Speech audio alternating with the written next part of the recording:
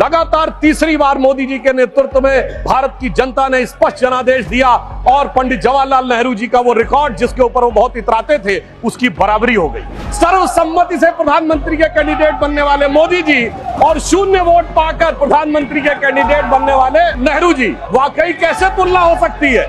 आज खड़गे जी अध्यक्ष बनना था, सोनिया गांधी जी की इच्छा थी तो सारे डेलीगेट्स ने खड़गे जी को वोट कर दिया। उस समय गांधी जी की इच्छा के बावजूद किसी ने नेहरू जी को वोट नहीं किया, तो मैं कह सकता हूं आज खड़गे जी की स्थिति उस समय के नेहरू जी से बेहतर है। जो लोग ये कहते थे कि राम हुए नहीं इसका सबूत दो, वो उत्तर से दक्षिण तक राम से जुड़े स्थानों का सबूत दे रहे हैं। अरे आपको लगता है कि भगवान हमको हरवाने के लिए आए थे? नहीं, आपको अपना अस्तित्व मनवाने के लिए आए थे कि मिले मुलायम काशी राम, हवा में उड़ गए जय श्री राम।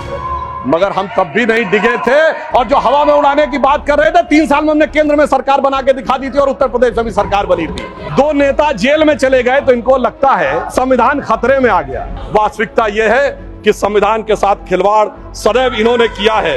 उत्तर प्रदेश में आज समाजवादी पार्टी और कांग्रेस एक साथ आए हैं। जिस वोट बैंक के चक्कर में साथ साथ आए हैं वो एक के लिए बड़ा चिंता का सबब बनने वाला है। इस सदन के सबसे वरिष्ठ सदस्य, वयोवृद्ध नेता, पूर्व प्रधानमंत्री आदरणीय एचडी देवेगौड़ा जी ने जो विचार कहे, बड़े दुख का विषय है कि 21 घंटे का समय आवंटित होने के बावजूद, सबसे वरिष्ठ सदस्य के द्वारा यह अनुरोध करने के बावजूद जिस प्रकार का आचरण दिखाया जा रहा है, इससे साफ समझ में आता है सभापति महोदय कि इनका उद्देश्य सवाल का जवाब और जवाब के सवाल में नहीं है, इनका उद्देश्य बवाल में अधिक दिखाई पड़ रहा है।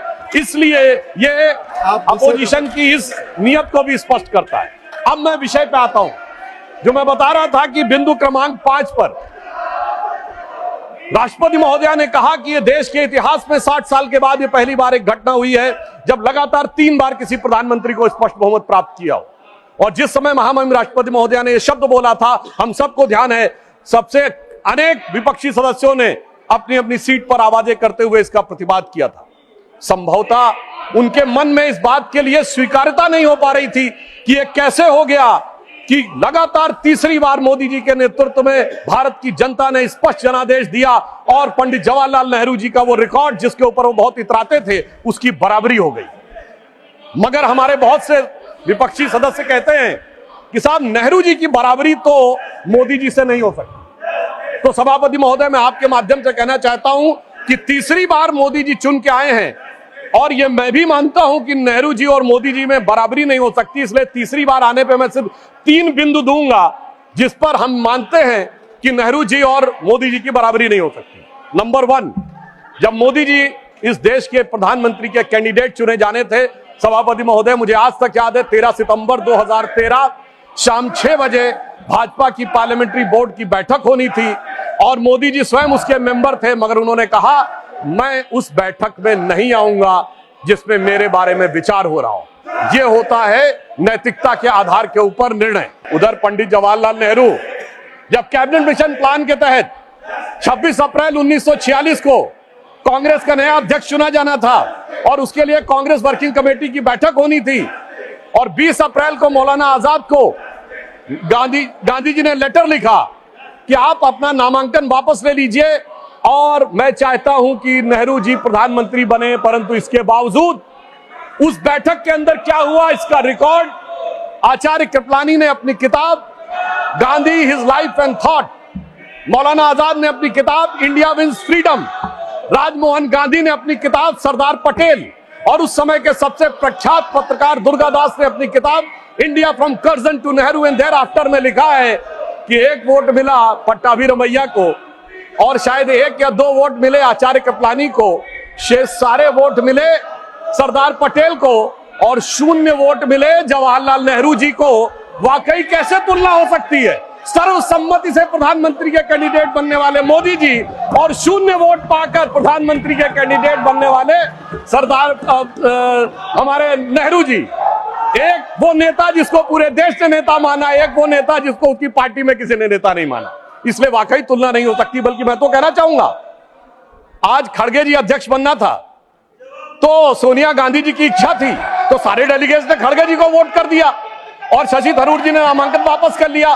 उस समय गांधी जी की इच्छा के बावजूद किसी ने नेहरू जी को वोट नहीं किया, तो मैं कह सकता हूं आज खड़गे जी की स्थिति उस समय के नेहरू जी से बेहतर है। अब मैं दूसरा बिंदु कहना चाहता हूं कि इसमें वाकई प्रधानमंत्री श्री नरेंद्र मोदी जी और खड़गे जी में तुलना नहीं हो सकती।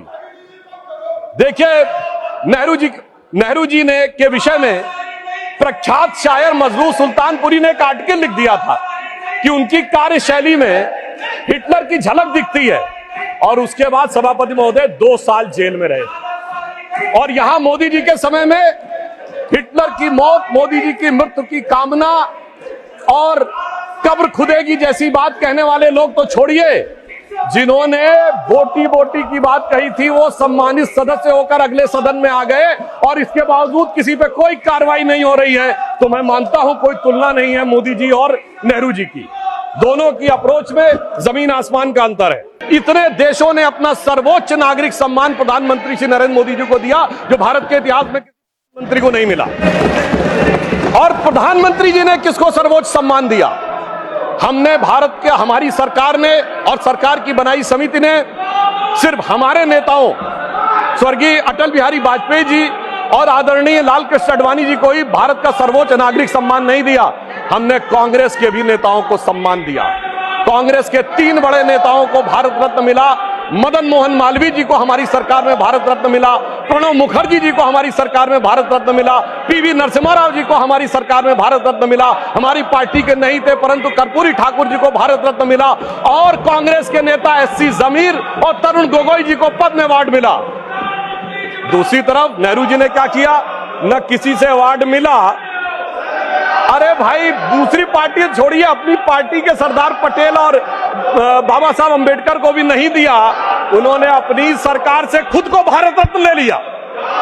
यानी एक मोदी जी जिन्होंने सबको भारत रत्न दिया, और एक उनकी सरकार जिसमें खुद को भारत रत्न मिल गया। तो मैं मानता हूं कि इन तीनों बिंदुओं पर नेहरू जी और मोदी जी में कोई तुलना नहीं है। इसलिए मैं कह सकता हूं कि मोदी जी नेहरू जी की तुलना में एक अतुलनीय प्रधानमंत्री हैं, और उन्होंने यह अतुलनीय उपलब्धि हासिल की। मगर सभापति महोदय, जब भारत की सांस्कृतिक चेतना की बात आती है तो निश्चित रूप से हमारे मन में नालंदा, बोध गया और उसी के साथ साथ भव्य श्री राम मंदिर का विषय भी आता है। परंतु इस बार बड़ी मजेदार बात है कि अयोध्या की लोकसभा सीट पर हमें वांछित सफलता नहीं मिली, और उसको लेकर इनके चेहरों के ऊपर जो चमक दिखाई पड़ती है, ये अपने आप में राजनीतिक विश्लेषकों के लिए एक फूड फॉर थॉट है। क्योंकि इस प्रकार का एक वातावरण इस देश में बनाया गया कि एक वर्ग के लिए all eyes should be on Rafah, चाहे किसी को पता हो रफा है क्या, कहां ये ना पता हो, पर दूसरे के लिए all eyes should not be on Ayodhya. परंतु मैं ये भी बताना चाहता हूं सभापति महोदय, ये लोग समझ नहीं पाए। अयोध्या में जब हमें वांछित सफलता नहीं मिली तो हमारे विरोधी बता क्या रहे हैं? देखिए साहब, आप अयोध्या हार गए, बस्ती हार गए, प्रयागराज हार गए, चित्रकूट हार गए, नासिक, रामटेक और रामेश्वरम, यानी भगवान राम से जुड़े सारे स्थलों के बारे में बता रहे हैं कि यहां भारतीय जनता पार्टी को वास्तविक, जैसे कई तो ऐसी सीटें थी, रामेश्वरम कभी नहीं जीते थे। परंतु महोदय, मैं कह रहा हूं, ये समझ नहीं पाए प्रभु की लीला क्या है। जो लोग ये कहते थे कि राम हुए नहीं, इसका सबूत दो, वो उत्तर से दक्षिण तक राम से जुड़े स्थानों का सबूत दे रहे हैं कि अयोध्या भी राम से जुड़ी थी, बस्ती भी जुड़ी थी, प्रयागराज भी था, रामटेक भी था, रामेश्वरम भी था। अरे आपको लगता है कि भगवान हमको हरवाने के लिए आए थे? नहीं, आपको अपना अस्तित्व मनवाने के लिए आए थे। और मैं ये भी बताना चाहता हूं महोदय, रामचरितमानस और रामायण में भी उल्लेख है कि एक बार नागपाश भगवान राम को भी लगा था, और नागपाश लगने के कारण एक मूर्छा आ गई थी, और तब राम विरोधी दल में बड़ी खुशियां छा गई थी। मगर वो प्रभु की लीला का हिस्सा था, सिर्फ हनुमान जी को अपनी शक्ति याद दिलाने के लिए। और ऐसा पहली बार नहीं हो रहा है, ऐसा पहली बार नहीं हो रहा है सभापति महोदय। आज से 30 साल पहले मुझे याद है, उत्तर प्रदेश में जब समाजवादी पार्टी और कांग्रेस सबने मिलकर सरकार बनाई थी, सपा बसपा और कांग्रेस आई ने मिलकर, तब एक नारा लगा था कि मिले मुलायम काशीराम, हवा में उड़ गए जय श्री राम। मगर हम तब भी नहीं डिगे थे, और जो हवा में उड़ाने की बात कर रहे थे, 3 साल में हमने केंद्र में सरकार बना के दिखा दी थी और उत्तर प्रदेश में भी सरकार बनी थी। अरे अब तो इतना अंतर आया है, तब आप हवा में उड़ाने की बात कर रहे हैं, अब आप एक एक स्थान को बता रहे हैं। आप निश्चित रहिए, जिसे एक हम लोग जो प्रसिद्ध भजन सुनते थे, उसमें यह कहा गया है, जो हनुमान जी का प्रसिद्ध भजन है कि रावण युद्ध अजान कियो तब नाग की फांस समय से डारो। परंतु चिंता मत करिए, वो शक्ति पुनः जागृत हो रही है और वो जागृत होकर हमें पुनः वहां तक पहुंचाने का प्रयास रखेगी। और एक मैं गंभीर बात करूंगा, श्री राम का विषय हमारे लिए हार जीत का विषय नहीं है। हम 2 सीटों की पार्टी थे, तब भी उतनी श्रद्धा और निष्ठा के साथ खड़े थे। हम 86 सीट पे भी वैसे ही खड़े थे, 120 पे वैसे ही खड़े थे, 182 पे वैसे ही खड़े थे, 282 पे वैसे ही खड़े थे, 303 पर वैसे ही खड़े और 240 पर भी वैसे ही खड़े हुए हैं। आपके लिए चुनावी हार जीत का विषय होगा, हमारे लिए चुनावी हार जीत का विषय नहीं है। परंतु हमें लगता है कि भारतीय समाज में भी कुछ लोगों के मन में अभी भी इसको लेकर हो सकता हमारी तपस्या में कोई कमी रही हो। तो मैं ये कहना चाहूंगा भारत के सभी लोगों से, अटल बिहारी वाजपेयी जी की कविता की वो प्रसिद्ध पंक्ति जो उनकी कविता थी, आओ मिलकर दिया जलाएं, तो मैं इसके लिए कहना चाहूंगा कि अभी हमारा यह प्रयास बाकी है। तो एक पंक्ति उनकी मैं कोट करना चाहता हूं, जो आज की परिस्थितियों में बहुत समीचीन लगती है कि आहुति बाकी यज्ञ अधूरा, आहुति बाकी यज्ञ अधूरा, अपनों के विघ्नों ने घेरा, अंतिम जय का वज्र बनाने नवदधीच हड्डियां गलाएं, आओ मिलकर दिया जलाएं। फिर भी मैं सभापति महोदय कहना चाहता हूं, 2 नेता जेल में चले गए तो इनको लगता है कि संविधान खतरे में आ गया और इनको लगता है कि वो न्यायिक कार्रवाई के तहत नहीं गए। तो मैं अपने विरोधियों के सुलभ संज्ञान के लिए याद दिला देना चाहता हूं कि ये क्या 2014 के बाद ही हुआ है। सोनिया जी और राहुल जी को जिस नेशनल हेराल्ड केस में बॉन्ड लेना पड़ा, वो 2013 अक्टूबर में दर्ज हुआ, हमारी सरकार नहीं थी। कनिमोझी जी और ए राजा जेल गए 2011 में, हमारी सरकार नहीं थी। सुरेश कलमाडी जी जेल गए 2010 में, हमारी सरकार नहीं थी। मधु कौड़ा जी सीएम झारखंड जेल गए 2008 में, हमारी सरकार नहीं थी। शिबू सोरेन 2006 में जेल गए, हमारी सरकार नहीं थी। मुलायम सिंह जी मायावती पे 2006-7 में डिस्ट्रोवर्सी का केस हुआ, हमारी सरकार नहीं थी। करुणानिधि 2000 में जेल गए, लालू यादव 1997 में जेल गए, जयललिता 1996 में जेल गई, झारखंड मुक्ति मोर्चा रिश्वत कांड 1994 में हुआ, राजीव गांधी पे आरोप 1987 में लगे, FIR 1990 में हुई। मैं सिर्फ ये बताना चाहता हूं, 30 साल से देख रहे हैं सभापति महोदय, हम लोग छात्र जीवन से प्रौढ़ावस्था में आ गए, जेल में अंदर बाहर आने जाने का खेल देखते हुए, और अब हमसे कहते हैं कि 2014 के बाद ये है। वास्तविकता ये है कि संविधान के साथ खिलवाड़ सदैव इन्होंने किया है। इसलिए मैं इनके लिए एक लाइन कहना चाहूंगा, उसके बावजूद ये किस ढंग की भाषा और आचरण प्रयोग करते हैं, तो मैं एक लाइन कहना चाहूंगा कि लहजे में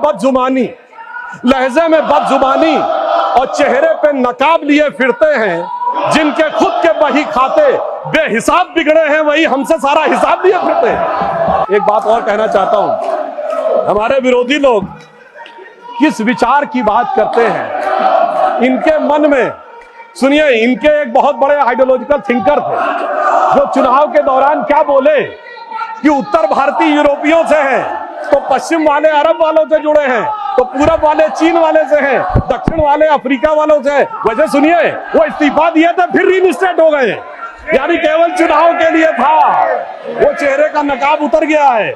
उत्तर प्रदेश में आज समाजवादी पार्टी और कांग्रेस एक साथ आए हैं, तो मैं सिर्फ इतना कहना चाहूंगा कि ये लोग जिस वोट बैंक के चक्कर में साथ साथ आए हैं, वो एक के लिए बड़ा चिंता का सबब बनने वाला है। महोदय, ये कुछ हिंदी फिल्मों की पुरानी स्टोरी की तरह है कि